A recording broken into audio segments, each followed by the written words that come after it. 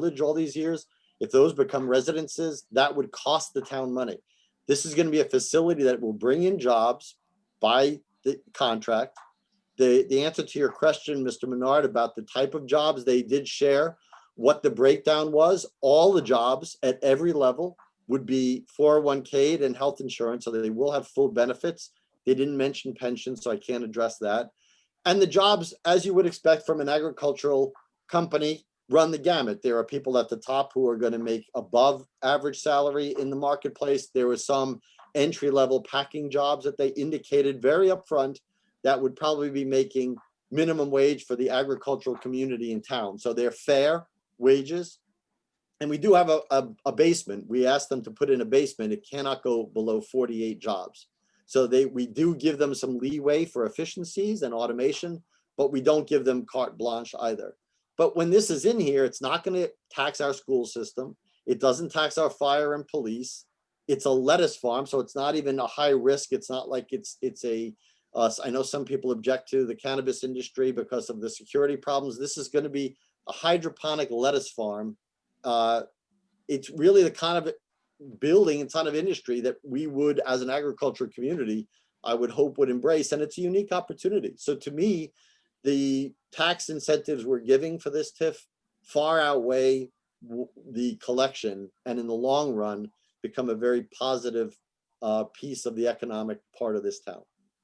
So there was a TIF that was discussed at Board of Selectmen 2 years ago, and it was rejected because the business was already in place over on the way to Target. Right. Ecological Fibers, I believe it was. Yeah. Yeah, they came to us after they had done what they had already done and asked for it retroactively, which of course, from a business sense, made no sense. Yeah, no, so I do think that there was opportunity at that point to say, hey, we need policy on this. So I do think that that's not right. I also say that if we were to lay down an economic development zone in that area, perhaps $10 million could become $100 million because of the size of the land and bringing in more industry. So, you know, just someone coming in with the backings of a $33 billion family and taking $1 million of, you know, revenue from us when we have small businesses in town closing because they can't, you know, make payroll and are living through this COVID time. I struggle with that decision. And part of me says, yeah, it's a great deal. Part of me says it isn't. But the other part of me says the Finance Committee has not had a real public hearing on this item. We had notional target numbers, and we should have had a true public hearing on it per the charter. And that should have only occurred once we had an agreement in place.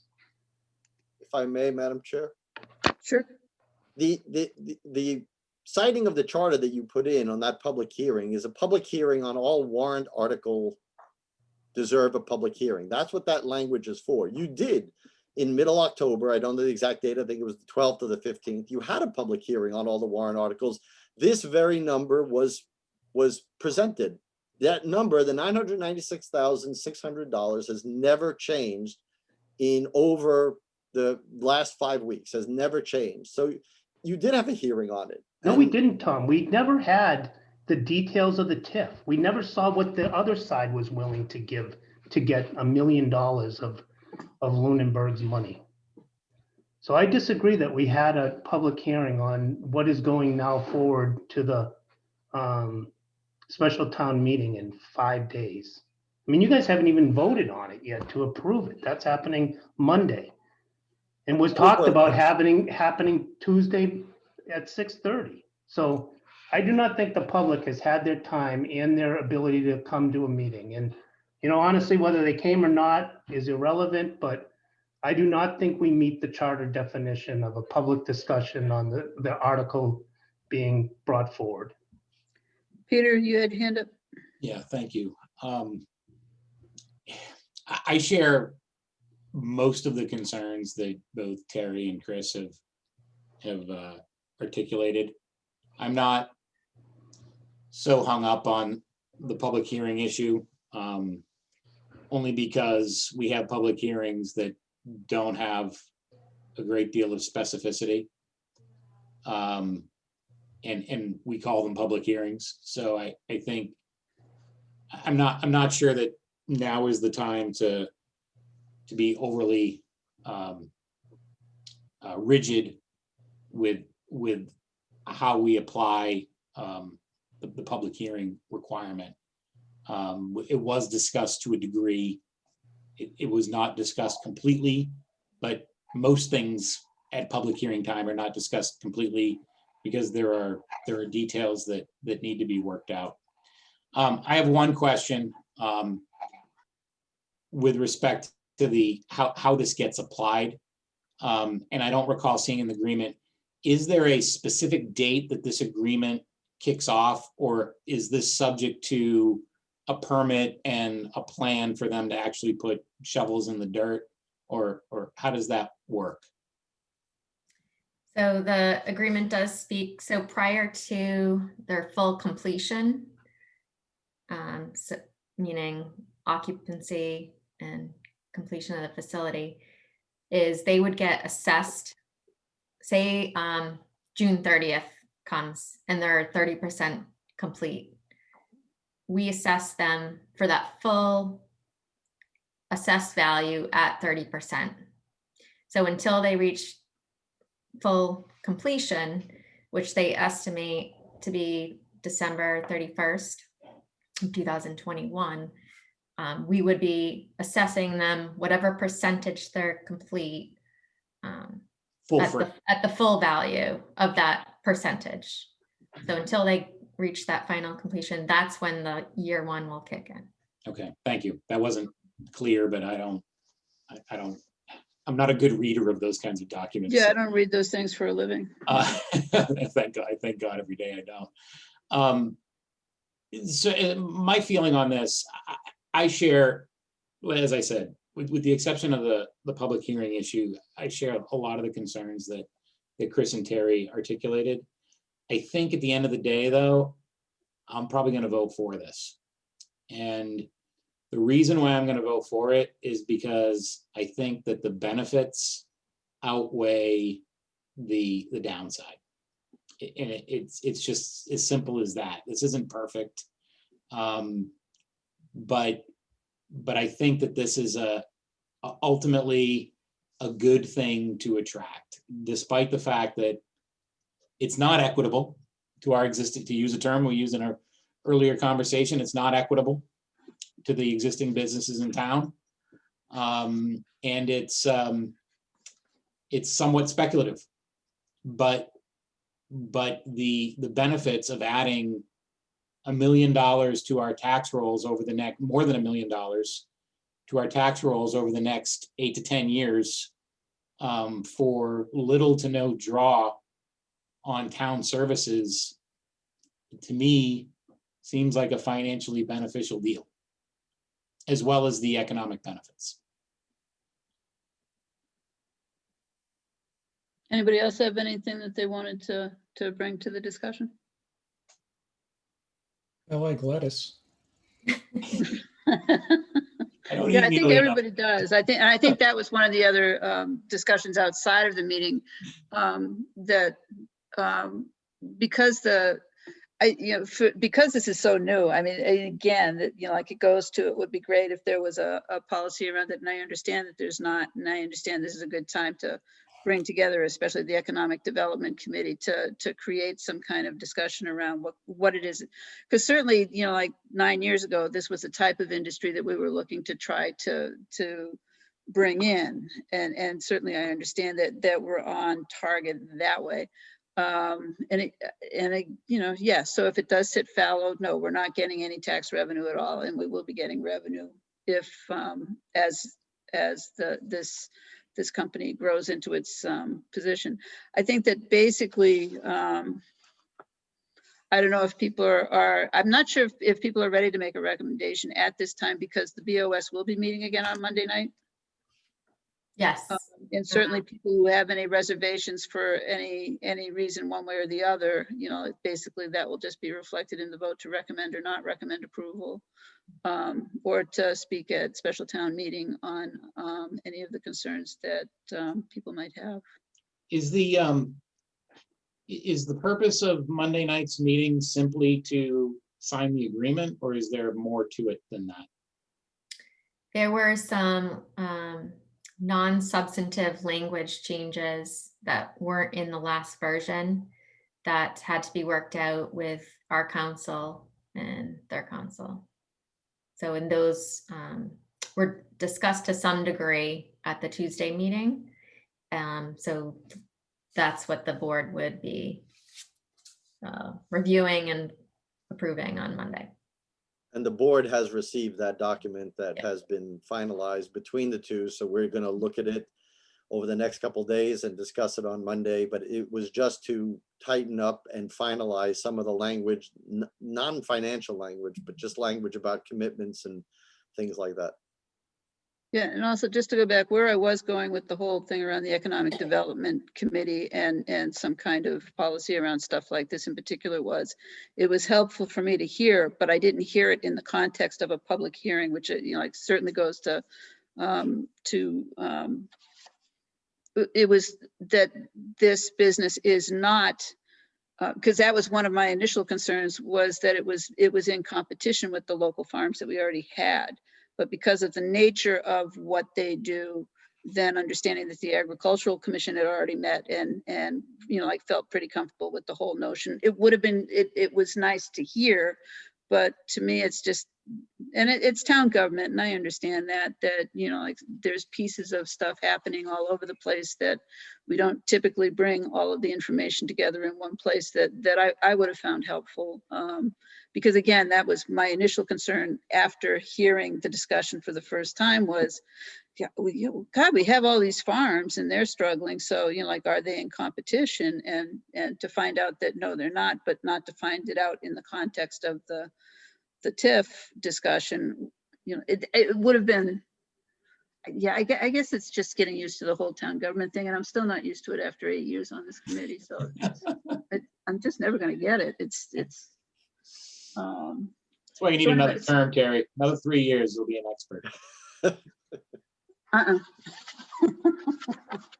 No, would and say actually- that going forward though, Terry, under the town government, we need to have the data in place at public hearing that is actually reflective of what's going to town meeting. Or Well, I else also- we're just a rubber stamp body. Well, I also think that the other thing, and maybe, you know, like the charter review was the time to try to address it. But I'm not sure. When I first was on the committee, it was my understanding that the only stuff that we ever had public hearing discussion about was the stuff that had financial impact. And the rest of the stuff, like, you know, and, you know, the planning board has to stop changing bylaws because, you know, basically when we have public hearing on that, it just seems to me that that's the group that should be having that public hearing, not us, because. But they do, for the most part. Well, they right? do. Yeah. But They this do, but clearly then has. they come and this- present it to us because we're the official for the you Yeah, know. but they hold and advertise a public Yeah. hearing on their bylaw articles, so. This clearly has financial implications. And when we're looking at transferring $12,000 here and putting this into stabilization, yeah, you know, that's kind of routine. We do that all the time. Right, This is one that should have come to us with plenty of time for this body, the legislative body, the subcommittee for the legislative, you know, function of our government, to properly vet this. Not last minute, not even on an agenda. You know, so again, I do not think we followed the charter on this. And even getting the TIF information, the drawdown of that information, you know, Heather, you weren't even going to share that with me at the time I requested it, because you said the board had not yet finalized it. So I feel like we were left out of this discussion, and I feel we need to be part of this discussion because it sets precedent for other companies to come in and ask for this.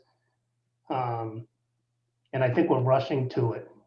Delay it 6 months. Who cares? Bring it up in May. Should not go to floor. This is improperly served per our own charter. And you know, the biggest thing in the charter was that the town manager and the board of selectmen would have gained all the power, and it's proving that they are. That was the biggest concern with this charter update. So. I don't think there was Enough any on that. change to the section that you're referencing about public hearings, but Just for the record, Madam Chair, I just want to voice my disagreement with almost all the points that Mr. Menard made. I do not think this is against the charter. I do not think the Board of Selectmen in the town, this is going to the town, this is going to a town meeting vote. Those people will vote it in, the people who attend. The number that was given was at your public hearing meeting, and I don't think anybody discussed it, even the number alone. Forget about the agreement of it. It wasn't discussed. The fact that that Mr. Menard wants something to be done and finalized a month before special town meeting, I would love that too, but that doesn't happen. Things change, things are fluid in a lot of different ways, and we try to hit things on the deadline. There's a lot of people putting a lot of effort in here to try to hit the deadline. Could this be delayed? Yeah, I don't think it's worth the opportunity that may be missed. Maybe the company would be fine with it. I don't know. It's a gamble. If the town meeting wants to take that gamble, they certainly have that right, but we're not rubber stamping it. We're not pushing this through. The town meeting gets to vote on it on Tuesday. Yeah, and I think That the finance committee shall hold one or more public hearings to permit public discussion on the subject matter of the articles contained in the warrant. We did not have any of the subject matter of the articles. We had one table that was a 10-year table that equated to $996,000. The town manager didn't even want to share with me at the time I requested it because the Board of Selectmen hadn't even finalized it. And only when I brought up that it was made public record when it was put on the screen did she send that information to me. So no, we did not hold a public hearing on this. We have violated the charter if this goes to floor. And we have got to get back to making this government have many parties that work together towards end results, not one group driving change to special town meeting or town meeting. It's Okay, well, clear. since I also know that the issue was brought to the town moderator, I'll certainly leave it to his call in terms of what he feels here. I think that, yes, I do also think that in feeling like it's looking at the warrant itself. And again, this is my biggest complaint over the years has been not too many people watch the meetings anyway. So even if we did have a public hearing, there's very few people that come unless it's got to be about something good. But to read the warrant article itself, I think because the number isn't introduced in that either, I think that, yeah, you would hope that people would be better prepared coming into the meeting. And I know that you're going to have a sheet that's going to talk about all of those things. But I mean, at this point, it's I'm not feeling like we're in violation of the charter either, but like we can go to bat over that, or but like I'm willing to listen to what how the town moderator wants to read it. I'm And curious again, about I'm fine with a split on the recommendation. Go ahead, Peter. I'm curious as to what the feelings are of the other members of the committee on the merits. Sure. Heather? I have no problem with voting in favor of this. I would hate for the opportunity to go by. I think if we wait for the next town meeting, they might find a different location. And then we would have no opportunity at all. And if we bring it to town meeting, everybody will be able to vote on it anyway, who attends special town meeting on Tuesday. So. Jay? I'm okay with the way it is. I've kind of followed along through the selectmen's meeting they've had, and the fact that it's going to town meeting. I do agree, though, that it's a lot of information presented in a short amount of time, and it's tough to absorb it all in a short time. Oh, I agree with that. I'm sorry? I agree with that. But I Okay. think that's the case with a lot of the warrant articles we've seen in the past. It's just the way that it works. I feel like it.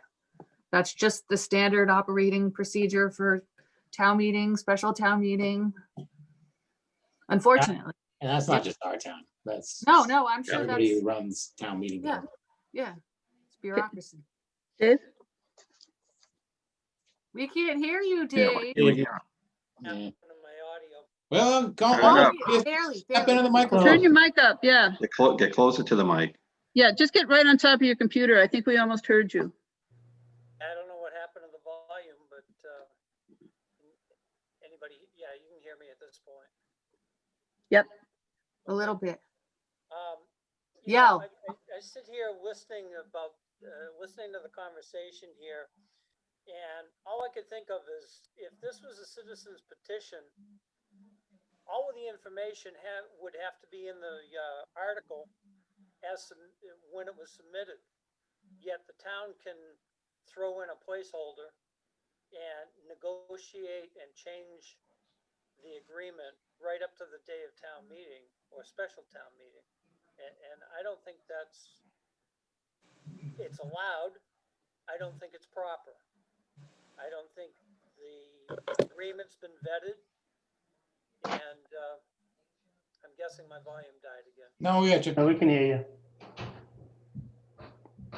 Will I vote for this? Probably. But as I've said many times over the past 5 to 8 years, I'm very unhappy with the process. That's my position. Okay. Then my take on it, I'm sorry, go ahead, Peter.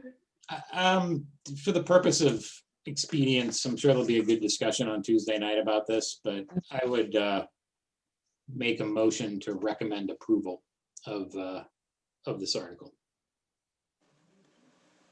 Do I have a second? Second. Jay has a second.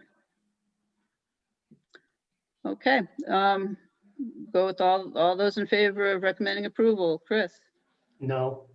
Heather, Yes. Jay, Aye. Dave, Aye. Peter, Aye. and no for myself. So we're going to recommend approval 4-2.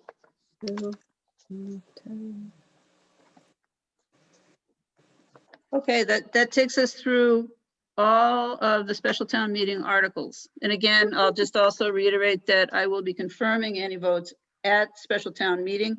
So if anybody wants to make a change between now and then, you'll have an opportunity to do that on the floor. But I should ask, procedurally at the special town meeting, do we have to be out of there by like 9:30 because we're not allowed to be on the road at 10? Oh, my Lord, I didn't even think No. of. No, that's not true. Okay. No. Can you tell people that that's true so that maybe we can get through everything? I think the that's moderator the will rumor make. that Tim he- has he- been yeah, spreading. The moderator made a point in our special town meeting discussion that he will probably mention that. Okay. Capital plan policy. Damien didn't come, so I don't think so anyway. There's nobody in the waiting room, right, Peter? Oh, good question. I have not looked recently, but it appears not. Okay. Basically the request was, Dave, maybe if you want to speak to it, but the request was that we discuss changing the amount of the bottom to 30, from 10,000 to 30,000, and changing the years of serviceability for something from 3 to 5 years, and that we make that recommendation with them to the Board of Selectmen. I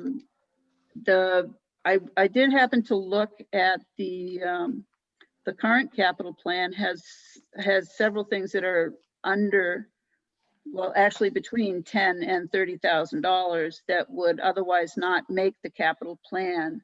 And I'm not sure if that was something that the capital planning committee had considered when they were making the recommendation to change it. If there's been consideration of changing the way facilities budget is developed so that costs like that can be absorbed into a facilities budget. Dave, do you want to speak to that at all? that was my concern with it not coming to our last finance committee meeting, because my intent when it got delayed 1 week as it was being discussed by capital planning because it was forgotten off of an agenda. And then we did discuss it, and then we discussed that it would go to the very next finance committee meeting, and immediately after that, the select board's meeting, so that it would be in place before the budgeting numbers were put together by the department heads for the capital plan for 2022. Obviously, that didn't happen, and that's why I'm extremely disappointed that again tonight, we're not here making a final decision on this to pass on to the select board. My intent and the agreement, I believe, and Tom either seconded or made the motion, I don't remember which, at capital planning, was that this would be in place for the 2022 budgeting season. And then the answer to my question at our last capital planning meeting this past Tuesday as to, okay, when are we going to implement this? It was kind of, the first answer I got from the chair was, well, we'll see how it affects it after the fact. And I pushed back and said, we need to make a decision if this is going to go into effect immediately, or if we're going to set a time that it goes into effect, i.e., is it going to stick with 2022, or are we going to allow those projects under 30,000 to be fully considered through capital planning for this year and deal with the change next year? That was not my intent, but that may very well be what happens. Okay, because the other thing is that at this point, I mean, you could probably procedurally make a change like that because the policy itself is at least. So you could procedurally handle it that way unless something came up, but I don't, and Heather, maybe you can speak to this from a budgeting perspective for the DPW, since some of those items are things that are facility related. I'm not sure if the capital planning policy may be changed so that it's really, we're not talking about facility related items, because those truly are capital, whereas buying, like 30 Chromebooks really isn't capital. And expanding the 5 years out, maybe that would be a way to go, but I think procedurally you can do it. But and Heather, you participate in the capital planning meetings. Have you given any thought to what the effect would be on budgeting it in terms of those items that are less than 30,000? So specific to facilities? Yeah, well, mostly because as I was looking, it was like, okay, so we're going to renovate a room, we're going to renovate another room, we're going to renovate a room, and all of those things are under $30,000 each. So we're doing the cemetery parking lot, 20,000. So all of these things are all under DPW because they're facilities and buildings.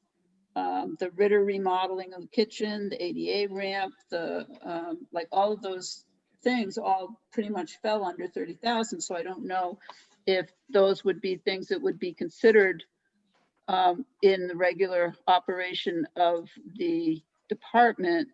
And to me, they wouldn't be. To me, those are typically one-time purchases. Something like, computers and things like that do have a shorter shelf life. That I could see, changing. But like I said, I don't know if that was one of the things that have been discussed through the capital planning committee in terms of changing the number. No, Yeah, not those specifically. are 2021 projects. Those aren't 22 projects. I know they're not 22 projects. I guess I was just looking for examples of projects that would fall in the like fall out of the $30,000. Like basically, would those things not be brought to the capital planning committee and have to be handled within the DPW budget? And therefore, would the DPW budget be written differently to support those types of, would we be putting an additional $100,000 in the DPW budget for facilities to cover those types of costs and repairs? Peter's guess got his that's my hand up, question. and then I have a comment after that, if I may. After Yeah, Heather, Peter. was there anything on that or no? Discussion at that capital planning committee meeting related to that? No. Okay. Is So it something that you've considered at all? that they would have to be, yeah, incorporated into the operating budget if they're not capital projects. Right, right, and how that would be different, would that be something that you would do for facilities, for example? It would have to be absorbed or planned on within our facilities budget. Okay, Peter, you had your hand up? Types Oh, I'm of, sorry, those types of expenses. okay. Peter? Yeah. So first of all, I think that before before we have an adequate discussion about this, we need an official request or proposal with language from the capital planning committee to be able to fully vet this and converse about it. I have some concerns very similar to what Terry just articulated, where by changing the threshold, are we effectively putting more discretion in the hands of the department heads and the town manager, and you know, taking those discussions out of the hands of the appointed representatives on the capital planning committee, and a separate vote at town meeting. So I'm a little bit hesitant, although I do think that at some point, just because things change, you do need to, there should be some elasticity in that threshold. My question is, you know, we're obviously getting to a point where we're moving into budget season for next year. At what point does this become a time sensitive issue? Or are we already past that point? That's not clear to me. Dave? I would say that we're right on the edge of it, because Heather could probably answer this better than I can, because I haven't seen the DPW's proposal yet, because that's kind of a work in progress with the new director just starting this week. But the intent had, from my perspective, was that it would be in effect for the 2022 budgeting season. Tom's on that committee. I think he would agree with me, but I'm not going to speak for him. Well, I And- will, Go ahead. just to your point, when we talked about the policy, first of all, the committee was seated pretty late because of all the pandemic and stay-at-home stuff. So we got a late start, and the very second meeting, we were sending out requests to all the departments already. So, you know, it was my understanding that we talked about the policy, and, you know, unless I misunderstood, because I think there's a disagreement by what both Dave and I understood, I don't see how we could have adopted and created a policy, adopted it by all the boards that needed to adopt it, and make it apply to this when we were already asking for requests from departments. So from my perspective, I think this was always in my mind to be addressed on the next season, because we were already on the cusp of the new season. And it is going to take review. And I think to people's points, I would like to see it be written. This is something we have, it's all internal. So we have the ability to pace this. The idea of the policy was at some point, there would be a threshold by which you don't have to have a committee oversee this amount of money. And you could argue that that number is arbitrary. It's just a matter of where you put the line. How much money do you need a committee to decide? And that money that fell below it, whatever it was, whether it was a cap, you know, an item or a facility, would be funded in other ways. And I think part of the policy that we have to address is, to what you said, Madam Chair, how do we account for the budgets of other departments that are going to absorb some of this in their operating budget? So we'd have to make allowances that their budget would be somewhat larger for those years that they get that money. It just wouldn't go through a capital planning committee review. That's all. But we'd have to make sure that it got funded still, and it would just reallocate how the money was in the budget. That was my perspective, that this policy would be for FY23, not FY22. Okay, Chris? Yeah, so I mean, it seems to me that the things like the facilities, we talked about the kitchen at the, and I don't even know if that's still on the list, but that's one that just seemed like there's this progressive level of a situation getting worse. That if the DPW or, you know, town manager, whoever held the budget for that was just able to say, start fixing this thing, it wouldn't have gotten to the state it currently is in. So I kind of look at some of these small dollar, $24,000, 22,000 as things that should just be in an operating facilities budget. I mean, and as I said last time, I'd even go as far as to say, let's get the police vehicles on a recurring purchasing budget line item so that they don't necessarily have to go into the capital plan.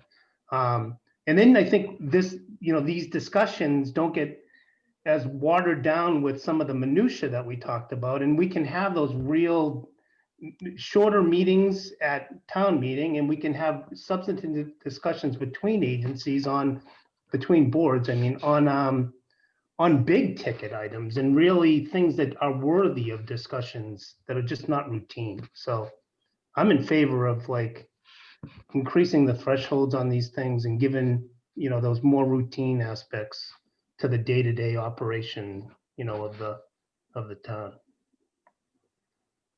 Terry, if I may, the other point I'd like to make is that one of the goals I hope the increase in the threshold would accomplish is departments using their budgeted money rather than turning it back to free cash every year. You know, have a budget that you actually use, not a budget that you put a number on in a line item for the town's budget for that year, and then turn it back as free cash as being, oh, great, you know, we did a great job this year. We didn't spend all our money.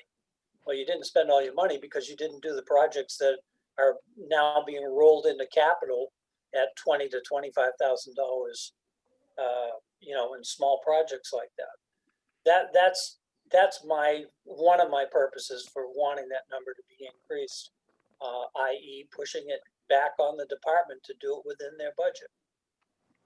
Okay. All right, well then, basically, it sounds like we're not ready to move on anything until we hear something from the capital planning committee, but actually, to me, it might be a joint discussion, or that we could just, you know, attend a capital planning meeting or vice versa, and just, because basically the threshold, again, procedurally, you can go ahead and play with that now, but I think that the bigger part of the discussion really probably should be around the nature of the item, or the lifespan of the item at this point. Because again, I think what you're looking to get off of the list is technology, unless it's something infrastructure related, that only infrastructure maybe should be coming to capital planning. But anyway, so stepping off of that then, and certainly we'll entertain any language that the capital planning committee would want to put forward, and you know, probably be happy to make that change, because certainly $10,000 is not what it was 10 years ago, 8 years ago when the policy was written, I think, and accepted. So town manager report, do you have any? You're muted. You're muted, Heather. There we go. We had a separate item for the update on fiscal 21 capital projects, right?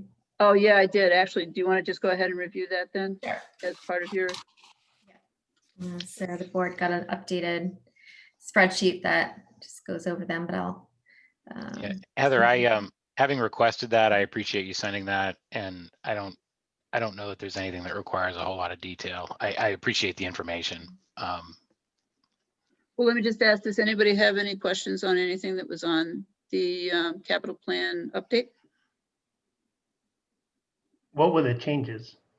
Well, they were all. They were It was just an update, yeah. It was just an update on what was put in the spring and where they are in the process of either being purchased or developed. Peter, could you do me a favor and make Joe McLaughlin the host for a Sure. minute? Glad Thank you. to. we're just, you know, like full of technical difficulties tonight. Are we not streaming? Yeah, she lost her live streaming Yeah. a while ago.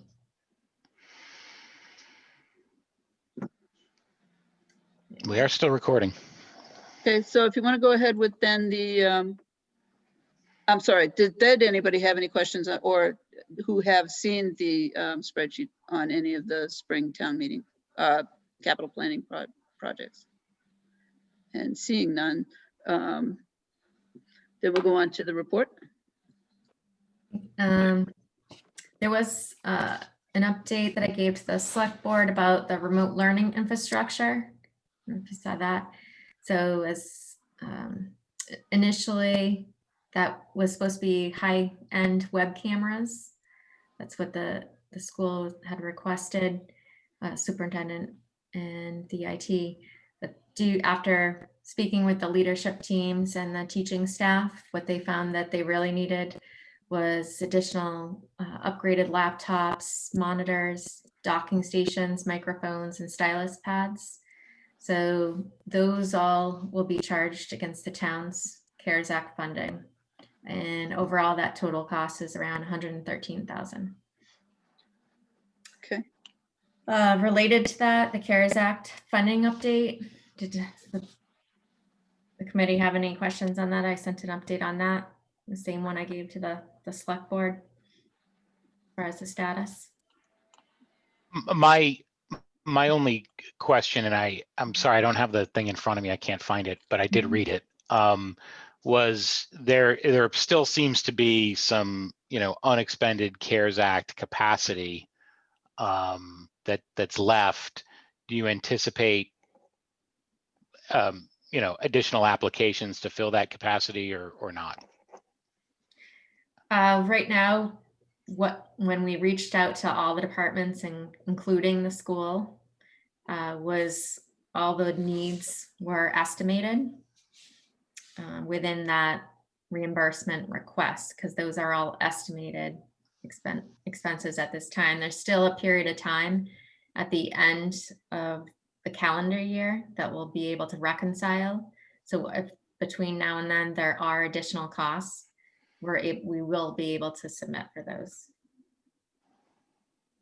But suffice to say, if all things remain the same, we will have left some money on the table. And that's not necessarily a bad thing, but there will be money left on the table there. Yeah, we've tried to utilize that to its fullest capacity. Yeah, unfortunately, we can't buy property with it. That would be helpful, but obviously we can't. By police cars and fire trucks. Oh, there you go. Other than that, I don't have, so town meeting, Tuesday night, check-in starts at 5:30. I just put out on Facebook today that there was some confusion that people without masks were going to be in the auditorium. That is incorrect. So there'll be an entirely separate room for unmasked people in the cafeteria. So just want to make sure our attendance is up and on Tuesday night. And if it's due to that, I want to allay people's fears about that. There will be entirely separate room for unmasked people. Are we planning some kind of social media campaign to encourage people to come? Are we concerned about quorum? I think there'll probably be some posts over the weekend and Monday to try I to intend on doing drum it. up. I intend on doing it. I think it's always, with special town meeting, it's always a potential, and we don't know what the weather, I haven't looked far ahead enough. I don't know what the weather's going to be like. And, with the increases of the virus on the rise, I mean, people are, cautious, let's put it that way. And so you were there at the annual town meeting. It was very well run. Everybody wore a mask. Everybody was distanced, and it went well. And we want people to know that, because we do have the 50-person quorum that we need to run the business of the town. So anything that anybody can do to encourage people to attend is welcome. And we are exempt from the max attendance, which is 50 right now. Oh, yeah, yeah, because it's a legislative body. That was is the full- exemption. That's why we could have the regular town meeting. Yes. Yeah, actually, are we using those special voting devices? Is that something that's a thing? That's not until the spring? The spring, that's the plan. A bummer. I was hoping Gonna be to, enough time to get them. They would have been delivered, I think, on Tuesday. it would have taken us 2 hours just to learn how to use them. What are they? The Electronic voting voting. tab, it's a little voting pad. So it tabulates all votes electronically. Can we mail votes in? Is it too early for that? Just They a won't be chance- counted after special town meeting. I have visions of Iowa. Oh, God. All right, we have 2 sets of minutes that Heather put in the file. There was September 10th and September 24th. Did people have a chance to look at them? I did. I did. I too. know that I was not available at one meeting, so, but the minutes look good to me, especially I don't know what he said part, but that's okay. I don't know, Peter, if you had seen that and you had a sense of what it was that you had said and No. felt the need to change that? No idea. No I think idea. Okay. I think it was just that you went out, like it went out. I have Yeah, no yeah, idea. probably just froze. No idea. Yeah. I'm sure losing it was just as valuable as hearing it. Right, well, I'll certainly entertain a motion on the minutes for September 10th and September 24th. Make a motion, we approve the minutes of September 10th. Second. Okay, all those in favor, Chris, Aye. Heather, Aye. Jay, Aye. Dave, That's an aye. I'm sorry, thank you. Peter, Aye. and I for myself. Do I have a motion on the 24th? Make a motion, we approve the minutes of September 24th. Second. Okay, Peter seconded, all in favor, Chris, Aye. Heather, Aye. Jay, Aye. Dave, Peter, Aye.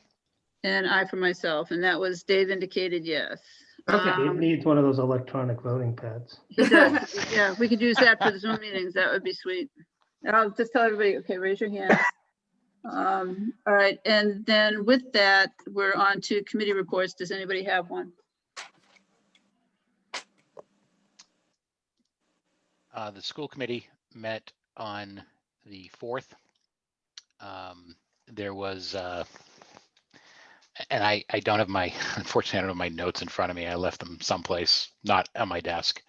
But there were reports on both the Title I program and reading instruction, how that's being affected this year, as well as a report on the COVID program and PPE and those kinds of things.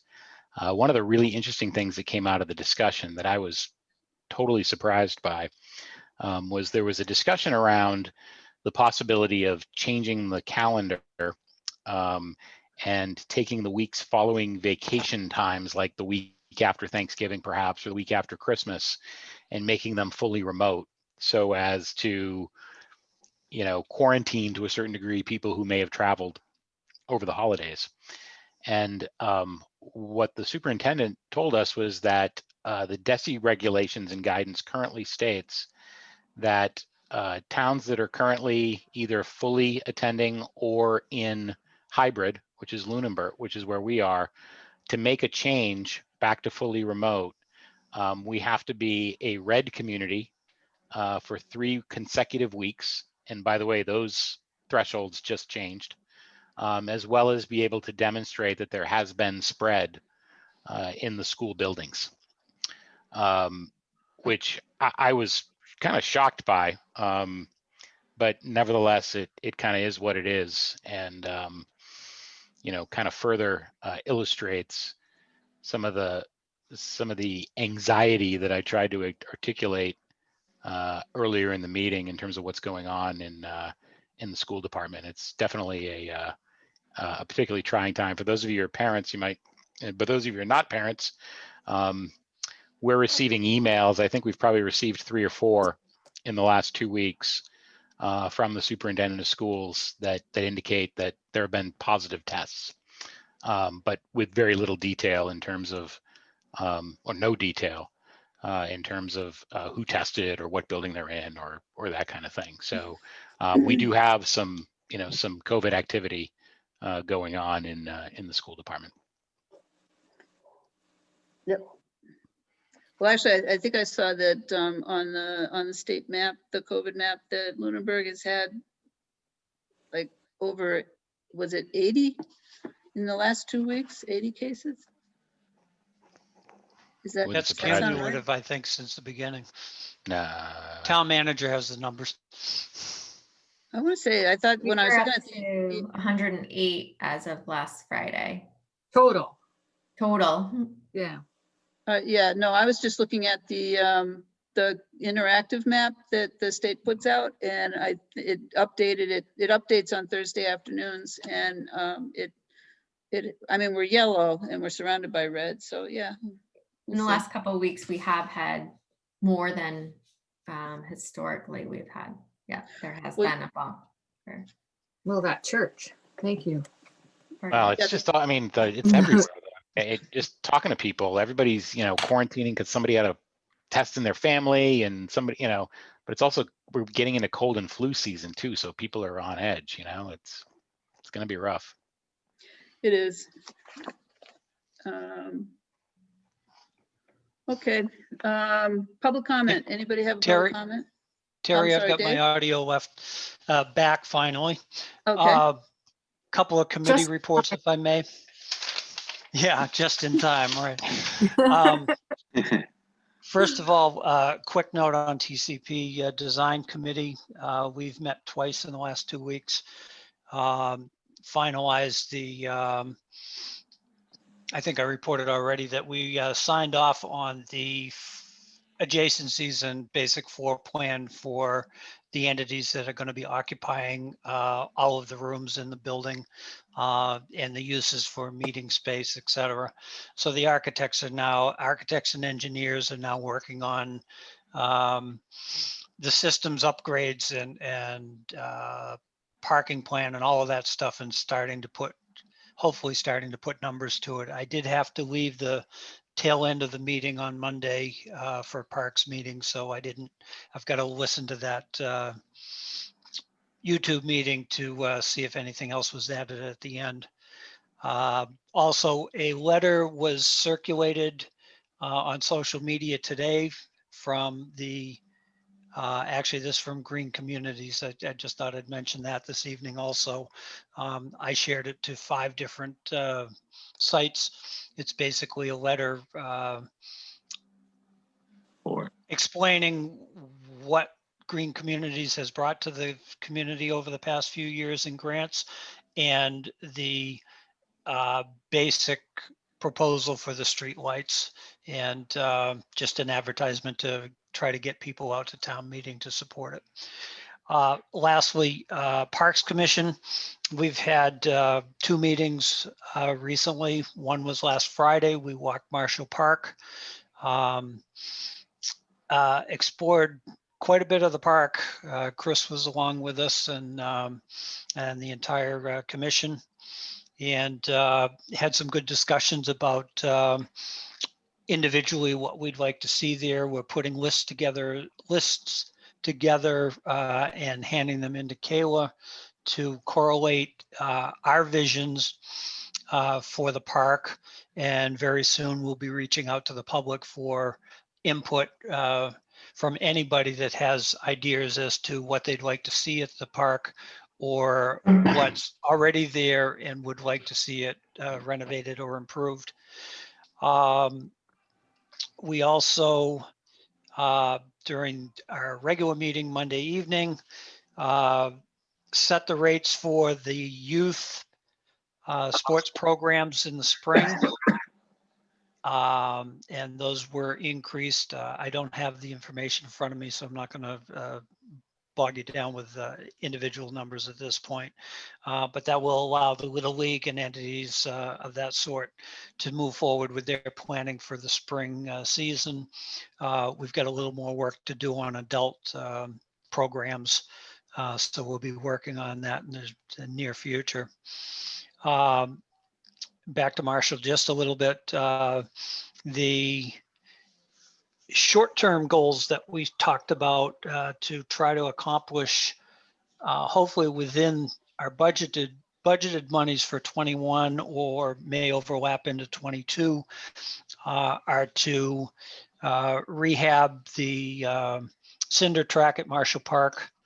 We've got a couple of things we're working on where inexpensive fixes for the time being to bring the surface back to what it was 20 years ago.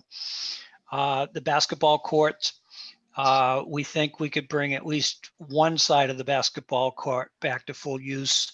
The other side has a tree growing out of the surface, so that's going to be problematic. And the third goal is the Pocket Park picnic area at Marshall Pond. We've got a small square of property to the left, the right of Marshall Pond, if you're looking at the pond from the parking lot, and we hope to put a picnic area in there. Those three are our goals to accomplish in the near future. Anything we do at Marshall short term will be done as inexpensively as possible, but try to bring back some of the existing stuff there, such as the track, and the basketball court, and we'll do cosmetic stuff for now and build in a thorough rebuilding of, say, the basketball court and maybe something different with the track in the master plan, along with the playground, the fields. There was quite a bit of discussion around the 90-foot diamond and whether or not that might be converted to a multi-use field rather than a single-use area, all to be discussed under the master planning. Thank you. Hey, Dave, Yes. when you did the walk in Marshall Park, did you go in the tunnel? No. We did visit the entrance. I have been in it. It's been a long time since I've been in there, and people ask me what it's like. And I said, you got to remember that I was a kid about probably 4 feet 9 inches tall. And it seemed like this huge cavernous place, but I'm sure if I go in there as an adult, I'm going to be ducking, trying to get into that area. It One does of these still days, exist. I got to get in there. I got to Yeah. see it. It does still exist. And the Parks Commission also found out that we own a car. Wow. It's in the wooded area between the Little League baseball field and Marshall Pond. If you ever want to take actually, it's a really nice walk in the woods, especially this time of year. You go into the woods off of right field, the Little League field, and head straight towards Marshall Pond. It's actually relatively dry right now because of the season. There's actually some bog bridges that somebody put in there when it is wet to get across the wet spot. The car is to the right off in the woods. You can see it pretty clearly this time of year. And there's a really nice spot. Actually, Chris Menard walked right up to the a really nice knoll that overlooks Marshall Pond, and you can actually see the center of town and the clock tower on Town Hall now that the leaves are off the trees. Oh, good. Got to get back there. Dave, along the lines of restoring that, has anyone taken a look at those special revenue funds that we got a list of a couple weeks ago as to whether those would be able to be used for projects in the park? Oh, we haven't so far, Chris. I mean, we're, as you know, we're in the early stages of the planning of this. Open Space is actually going to assist us with the funding and grant part of this project. Especially grants, they're pretty good at it. Brandon Kibbe, knows the ins and outs, and a couple of other members on that committee have volunteered to work on grant writing for this master plan. So we're pretty excited. My next stop will be conservation to sell. I was just wondering with all those funds that have there with some balances in them, if any are, applicable to be used in that way. They very well could be, but has not been researched yet. I'll also be looking to our legislative delegation in hopes that they'll hit the ground running, and hopefully we can get some funding through the grant programs that were built into the latest bond that was passed for in 2021 budget, and so on and so forth from there. Okay. Public comment? Oh, we have a, I just saw that we have a, somebody to admit here. I just noticed it on But the, you're just letting them in out of the waiting, you left them in the waiting room all I night. just noticed. I don't know how long he was waiting, but I That's- recognized, I'm sure he'll let you know. I recognized the number. Okay, so we're at public comment. So is there a public comment? Yes, please. Madam, Dave Rogers from 82 Highland Street. Hi, Dave. Good evening. Go ahead. Good evening. I've got two issues. The first of which I think you have little or no control over, but I wanted to make you aware of it. This broadcast this evening, we probably heard about 40 or 50% of it. It was blackened, it was muted, and at times when people spoke, it was muffled and it sounded like everybody was stuttering. So I just want to make you aware of that. And it's unfortunate that there isn't some way that we could call a number to see if this could be rectified, because it just went on and on and on. So I want to make you aware of that. The second item I have, maybe during the time that it was blackened, it was announced, but I noticed that the chairman of the board of select board and a member were in attendance this evening, and I didn't notice that they were on the agenda. And so I guess my first question is, they were there, which is fine, but they also joined in the conversation at particular points, and I just didn't know the procedure for that.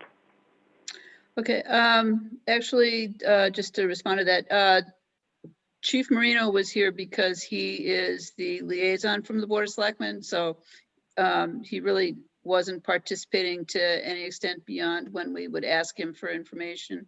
I believe because we were covering the special town meeting warrant articles, and in particular the tax, the TIF, I believe that was one of the reasons why the chair from the Board of Selectmen made himself available to, again, respond to any concerns or questions or anything that we might have about that in particular. But that was basically, it wasn't that they were part of the agenda or the meeting.